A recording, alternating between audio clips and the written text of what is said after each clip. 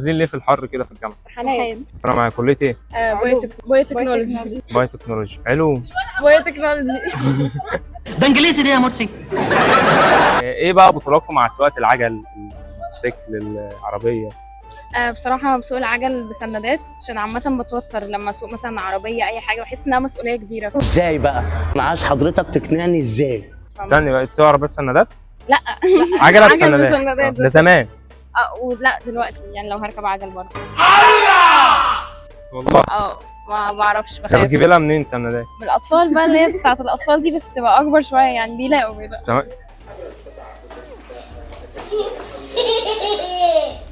جبتوا عجل اطفال؟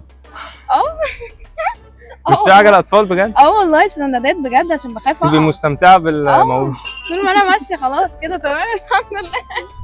عشان ما تقعيش يعني. بحس إنها مسؤولية كبيرة يعني، وإن مسؤوليه كبيره. عجل اطفال عشان ما أقعش يعني وأتعور وكده. لا صح، عندك حق. أيوة. انا ركبت مره موتوسيكل بتعلم السواقه وقمت خبطت عربيه. ابو عيد